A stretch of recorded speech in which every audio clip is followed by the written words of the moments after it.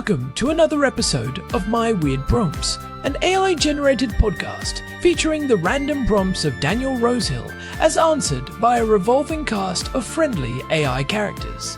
Join us for deep dives into AI, technology, and whatever other random thing Daniel finds fascinating today. Subscribe on Spotify or your favorite podcatcher. Now, today's episode. This episode was generated using artificial intelligence. Please verify facts. Hello, Herman and Corn. Would like to chat today about something we really take for granted in today's world. And we talked about it so much in this podcast where we talk about geopolitics and all the other strange topics we like to chat on about here, like war, intelligence, borders even, very, very related. And that's actually something that is also interesting when we think about how we've carved up the world over time, that this modern concept today, borders are defined frequently, like we talked about UNIFIL and the blue line, with literally centimetric precision, which is only really possible when we have this amazing global GPS technology. But for the vast majority of human history, nothing like this existed. So borders tended to follow natural obstacles like rivers, degrees of latitude, but it was often a bit more nebulous, which led to plenty of border disputes. So Herman and Corn, what I'd like to chat about today is a topic just slightly more broad than that, and that is how old countries are as we know them today. We've talked about ISO standards, one of the things I'm very fond of. Standardization is great. It brings so much pointless waste of time where people have their own ways of writing a currency or a country, and standardizes it. I often think about, what if the world just had a single currency? Wouldn't that save a ton of money and uncertainty and bring, I guess, the exchange rate people wouldn't be so happy.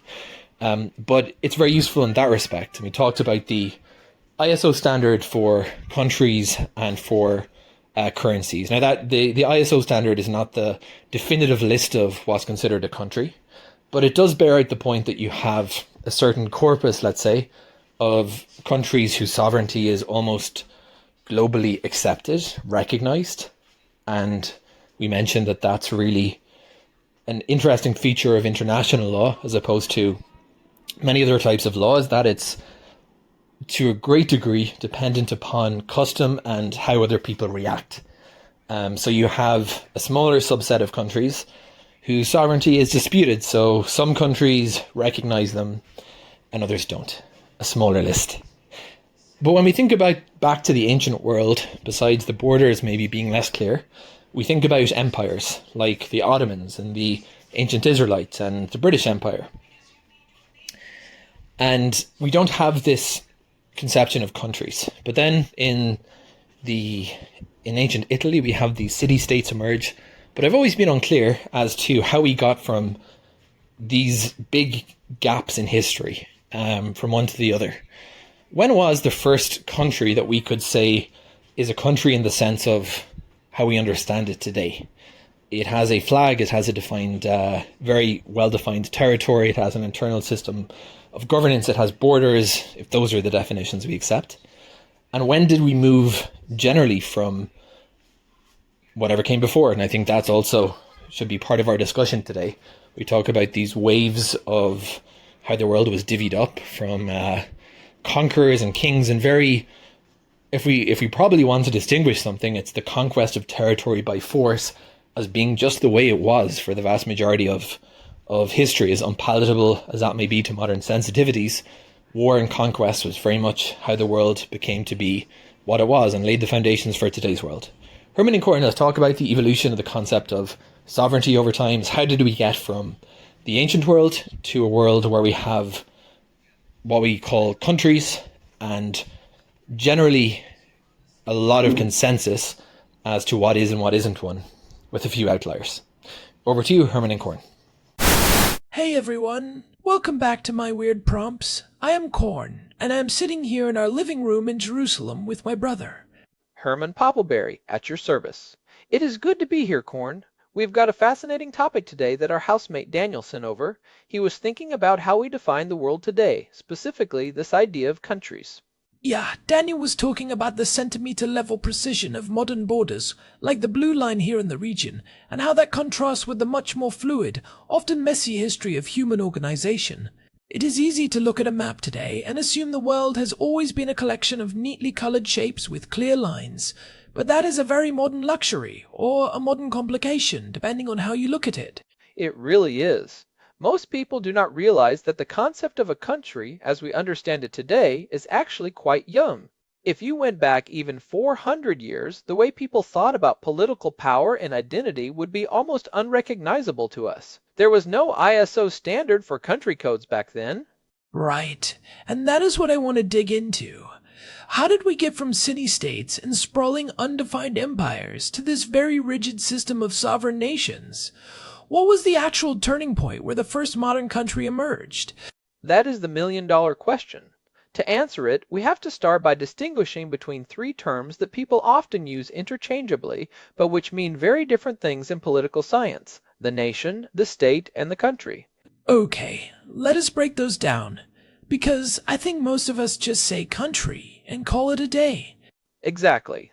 A nation is a group of people who share a common culture, language, or history. You can have a nation without a state, like the Kurds or the Jewish people before 1948. A state, on the other hand, is a political entity. It has a government, a territory, and it claims a monopoly on the legitimate use of force within that territory. This is Max Weber's classic definition. And a country? That is more of a geographical and social term that encompasses both. So, when we talk about the first modern country, are we talking about the first time a group of people felt like a nation, or the first time a state functioned like a modern one? We are usually talking about the emergence of the sovereign state. In the ancient world, you had empires like Rome or the Han Dynasty in China, but they did not have borders in the way we think of them. They had frontiers. There was a center of power, and as you move further away, that power just kind of faded out until you hit another empire or a group they considered barbarians. There was no line on the ground where Roman law ended, and something else began with total precision. That is an interesting distinction.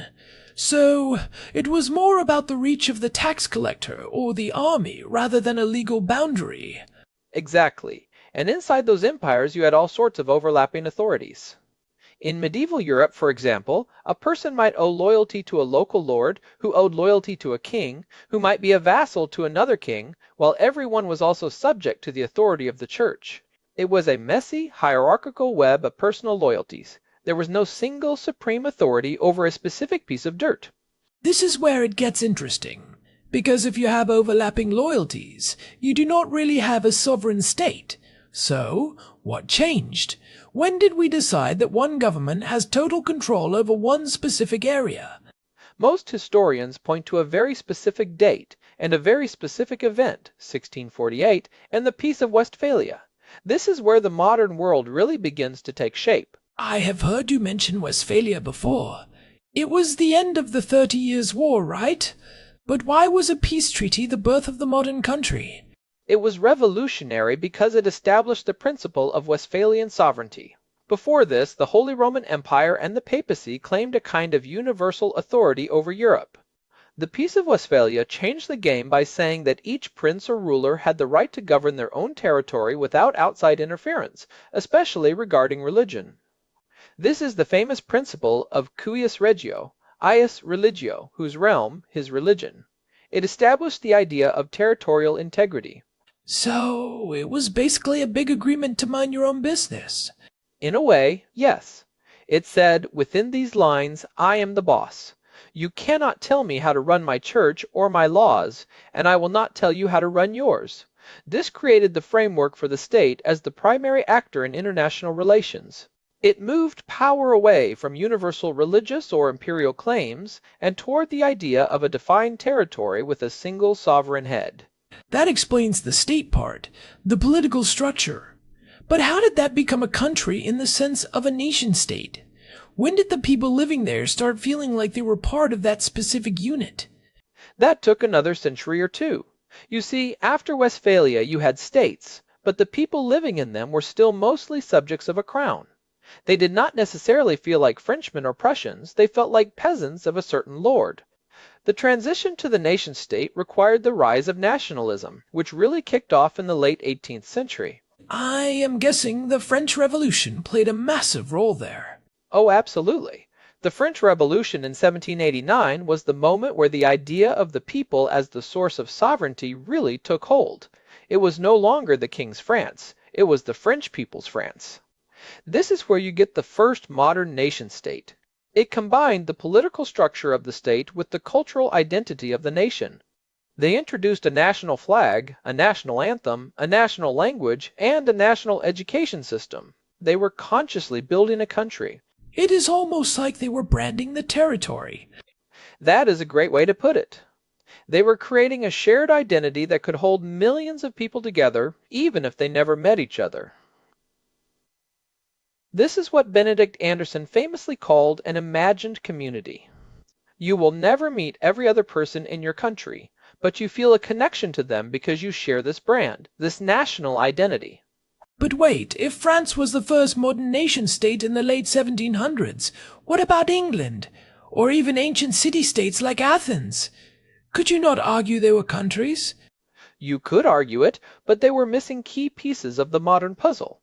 Athens was a city-state, but it did not have the broad territorial scale or the international recognition system we have now. England is an interesting case. It had a very strong sense of identity and a centralized government quite early, but until the Acts of Union in 1707, and even after, the concept of sovereignty was still very tied to the person of the monarch. The modern country requires an abstract state that exists independently of who is currently wearing the crown. Okay, so we have the political structure from Westphalia in 1648 and the national identity from the French Revolution in 1789. How did this model spread to the rest of the world? Because today, almost every square inch of land is claimed by a country. It spread through a combination of imitation and, frankly, colonial imposition. In the 19th century, as European powers colonized the globe, they brought their concept of borders and states with them. They drew lines on maps in places like Africa and the Middle East, often ignoring the existing tribal or ethnic boundaries. This seems like a major point of friction.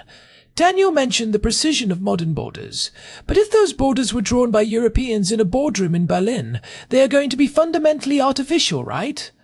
Exactly. This is one of the biggest legacies of the 19th century. When these colonies gained independence in the mid-20th century, they mostly kept the borders the colonizers had drawn. Why?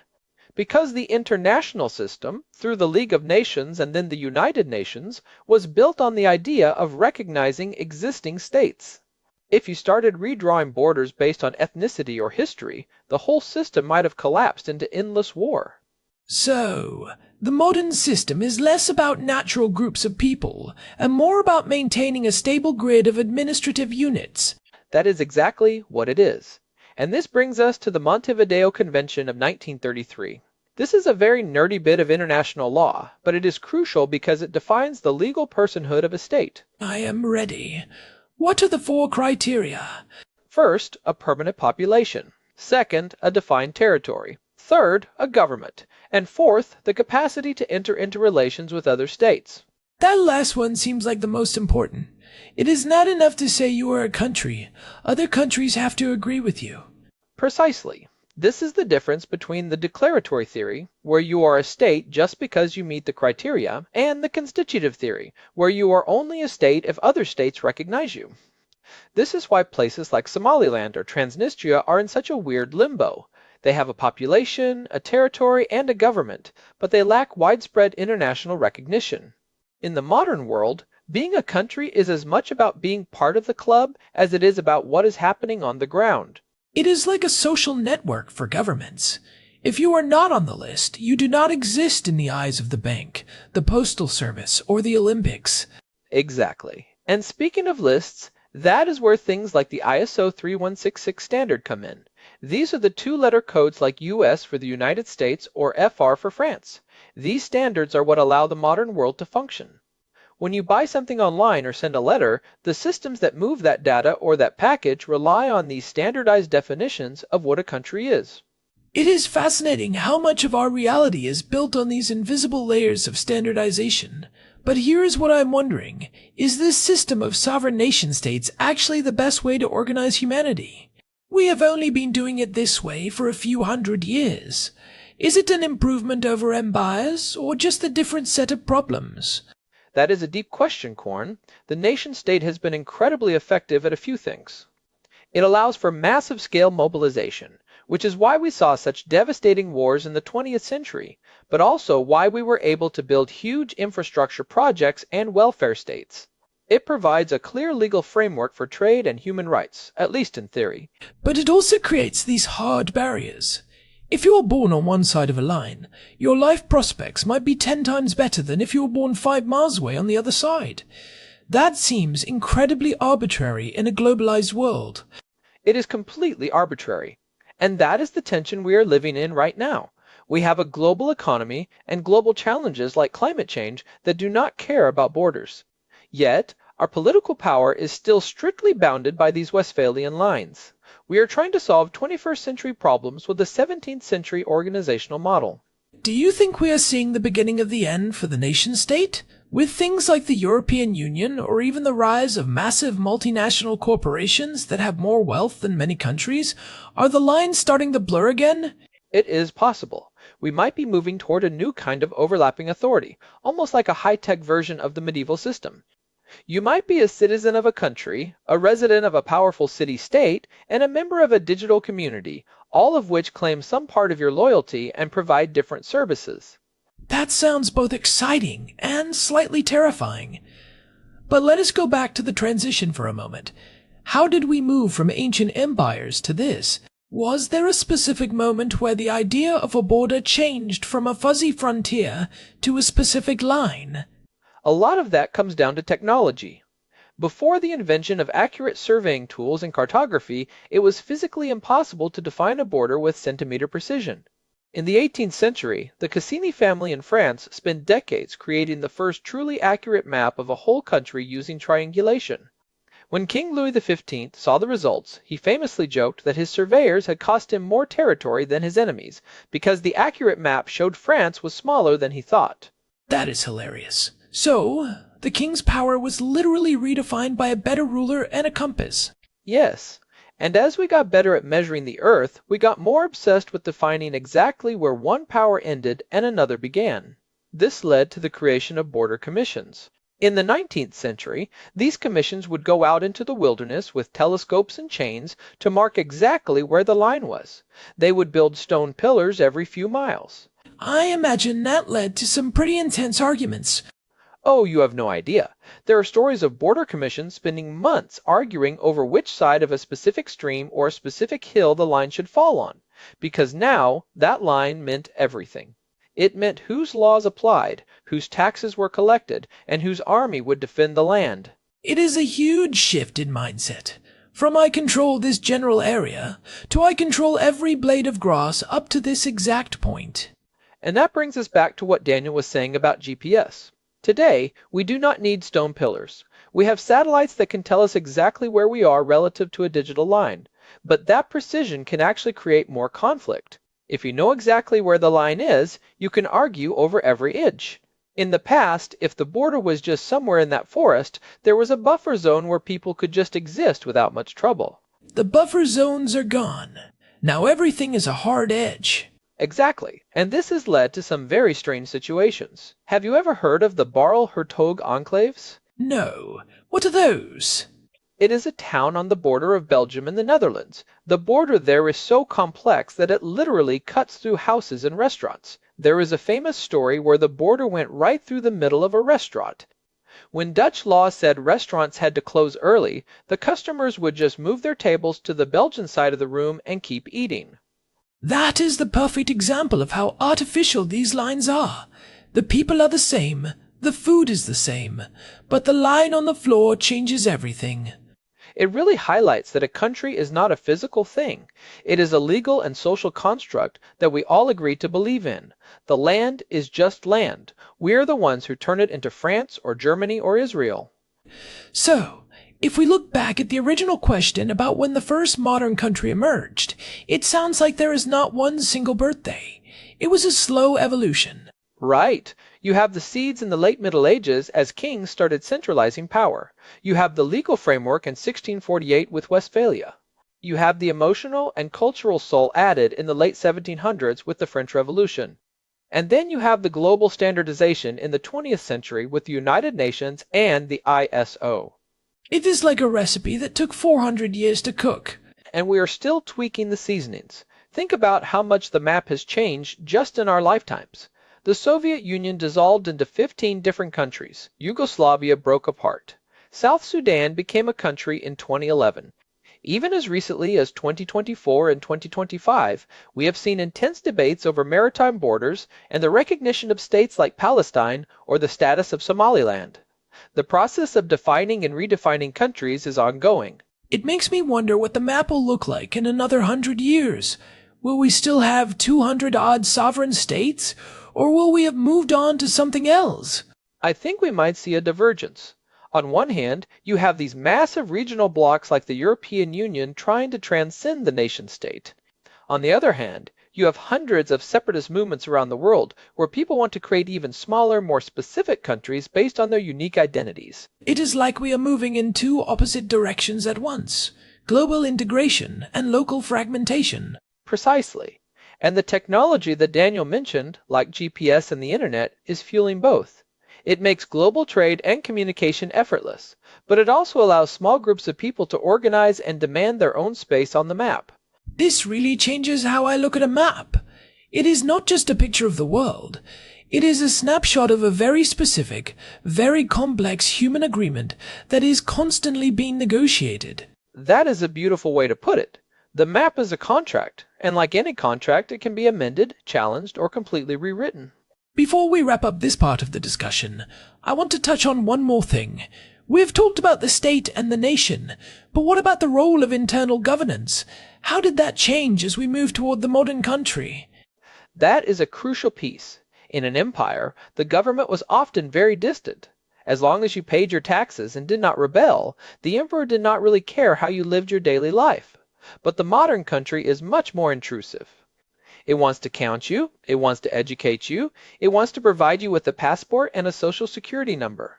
The state became much more present in the lives of ordinary people. Exactly. This is what James C. Scott calls seeing like a state. To govern a modern country, the government has to make society legible. They need maps, they need censuses, they need standardized weights and measures. They need to turn a messy reality into a set of data points they can manage. So, the standardization Daniel likes so much, like ISO codes, is actually a tool of government control. In a sense, yes. It is a tool of administration. You cannot have a modern welfare state or a modern tax system without that level of detail. The precision of the border is just the outermost layer of a system that is precise all the way down to your individual identity. It is fascinating. We traded the messy, overlapping freedoms of the ancient and medieval world for the clarity and services of the modern nation-state. And the security. One of the main reasons the state model won out is that it was simply better at winning wars. A centralized state can raise a bigger army and fund it more efficiently than a decentralized feudal system. For a few centuries, if you were not a state, you were likely to be conquered by one. So, it was a survival of the fittest for political organizations. Exactly. The sovereign state was the apex predator of political structures for a long time. Well, this has been a deep dive. I feel like I have a much better handle on why the world looks the way it does. It is not just random. It is the result of centuries of legal, technological, and social engineering. It really is. And it is something we take for granted every time we cross a border or look at a map. Before we finish up, I want to remind everyone that if you're enjoying these deep dives into the weird prompts Daniel sends us, we would really appreciate it if you could leave a review on your podcast app or on Spotify. It genuinely helps other people find the show. It really does. We love seeing the feedback and knowing that people are out there thinking about this stuff with us. So, what are the practical takeaways here? If someone is looking at the world today and feeling overwhelmed by the news and the borders and the conflicts, what should they keep in mind? I think the biggest takeaway is that the current system is not permanent. It is a relatively new experiment in human history. Understanding that these borders and these national identities are constructed can help us be more flexible in how we think about solving global problems. That is a good point. If we made these systems, we can change them. They are not laws of nature like gravity. They are more like the rules of a game we are all playing. Exactly. And the more we understand the rules and where they came from, the better we can play the game, or even propose a new set of rules when the old ones stop working. I also think it is worth reflecting on the sheer level of cooperation that the modern system requires. The fact that you can send a letter from Jerusalem to a tiny town in rural Canada, and it will actually get there, is a miracle of international standardization and recognition. It really is. Underneath all the political conflict, there is this massive, quiet infrastructure of cooperation that keeps the world running. Every time an ISO code is used or a GPS coordinate is verified, that is a moment of global consensus. That is a surprisingly hopeful note to end on. Despite all the lines we draw to separate ourselves, we have built these incredible systems to keep us connected. We really have. The lines on the map are just one part of the story. Well, I think that is a wrap for today's episode. Thanks for diving into this with me, Herman. I always learn something new when we get into these historical transitions. My pleasure, Corn. It is always a blast to nerd out on the Peace of Westphalia. I know you have been waiting all week to say Westphalian sovereignty. Guilty as charged. Alright, everyone. Thanks for listening to my weird prompts. You can find us on Spotify and at our website, myweirdprompts.com, where we have our full archive and an RSS feed if you want to subscribe. And if you have a weird prompt of your own, there is a contact form on the site. We would love to hear what is on your mind. Until next time, I am Corn. And I am Herman Poppleberry. Goodbye. This episode was generated using Gemini Flash 3. Text-to-speech engine was Chatterbox Turbo. Thanks for listening to another episode of My Weird Prompts, an AI-generated podcast featuring Daniel Rosehill's AI prompts as answered by a revolving cast of friendly AI characters including me, Cornelius the Sloth. Subscribe on Spotify or visit myweirdprompts.com.